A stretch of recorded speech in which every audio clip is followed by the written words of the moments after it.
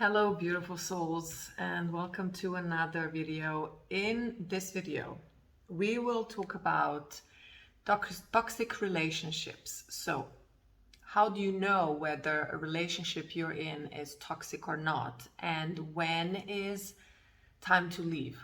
So, when I say relationships, these can really be relationships, friendships, and also romantic relationships. So, any relationships in your life that you have chosen for yourself.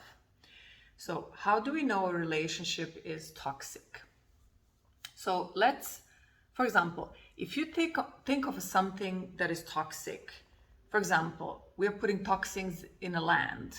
What does happen to that land? Because of those toxins, that land all of a sudden is not as productive, is not as energized. So those good features that land used to have are diminished because of the toxins, because of the exposure to those toxins.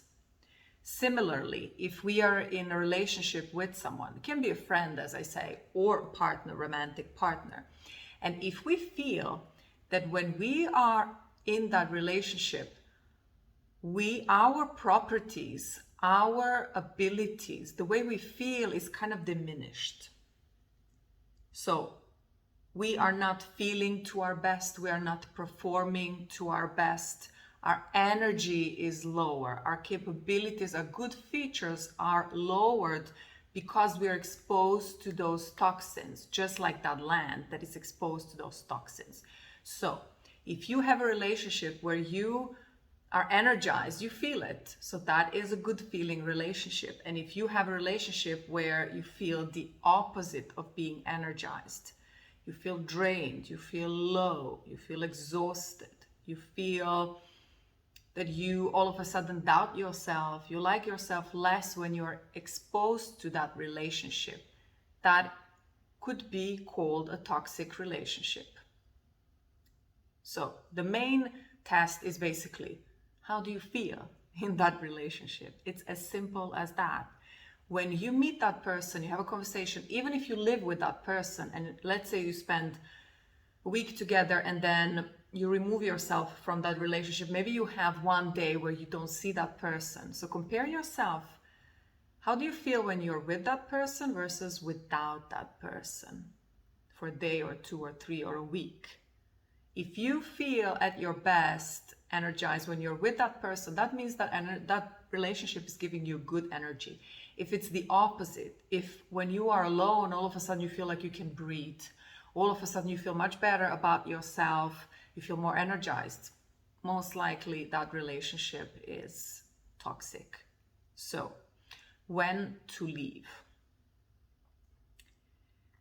If we just leave those relationships, and if you just leave and you do not work through those feelings and those parts of you that have brought you into that relationship in the first place. So there is a part of you, there is some feeling that brought you to that relationship, that kept you there. So if you don't understand that, if you don't go deep inside of you, understand what is this part of me that was taking me into that relationship, keeping me there. If you don't find out what that is and work through that, process those feelings, you will just end up in the exact same relationships. So if you leave a friendship that was toxic and you don't do the internal work, so understanding, why was I choosing that person in the first place? What was this part of me that kept me there? Why was I there? There is something. Most likely, these are the beliefs that we have adopted in our childhood. These are the beliefs that you have adopted in your childhood in terms of the beliefs of what you deserve, whether you deserve love, whether you are worthy of love, whether you are good enough to have love and loving people in your life. So these are adopted most likely in your childhood. So when you find out what these are and you work through them, then you can have different types of relationships. Then you are going to take yourself in towards and stay in good feeling relationships. And if you just leave toxic relationships without doing this internal work, you will end up in the chances are quite high that you will end up in the exact same relationships, same relationship dynamics. You will just change the person in front of you, basically. So that person would be called Mary, she would be called Patty, or he wouldn't be called John, he would be called Sam, you know. So the key thing is, if you decide to leave, do the internal work. So the next relationship you choose for yourself, whether it's a friend or a romantic partner, would be different, would make you feel better, would be a better feeling, energizing relationship instead of a toxic one that you just left. So that's why you see people, you know, sometimes we ask ourselves, why is that person constantly in toxic relationships? This is why. They have the strength to leave, which is really good, but then they don't do the internal work. So do the internal work and choose, then you'll be able to choose better relationships for yourself. Now, when to leave? You can also do this internal work while you are with that person. Because as I say, until you do the internal work, you will just continue choosing the same people. But, however, if just being in that relationship is so overwhelming and heavy for you that you cannot do the internal work, staying in that relationship is preventing you from doing this internal work and growing, then it is better to leave. And if you assess that, yes, I can stay in this relationship and I do have space and energy while staying in this relationship to do my internal work, to understand why was I choosing this type of relationships? Why was I staying here? What is this belief that I have adopted in my childhood that is keeping me here? The belief about myself, about the world, about what I deserve, what kind of relationships I deserve. And once you do the internal work, if you have decided to stay in that relationships, two things can happen. Either you will now decide that you will just drift away, that person and you, or that person might, by observing you, might follow and do their internal work as well, and then you'll find yourself on the same level. So to sum up, when to leave? If you think that you cannot do the internal work while still in that relationship, it is better to leave. And by the way, if you choose that, yeah, I can do my internal work while still in this relationship, you can change your mind. You can try, and maybe 2 weeks down the line, 3 weeks down the line, 3 months down the line, you realize I actually cannot do my internal work.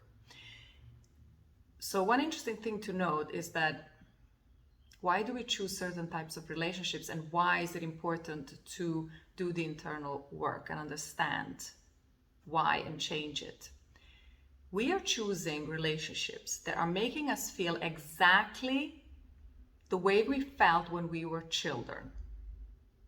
So when we were children, if we felt around our parents or people who took care of us, we felt like we were not given attention, we don't deserve the attention, we don't deserve unconditional love, we were being ignored, maybe even told that we are not good enough.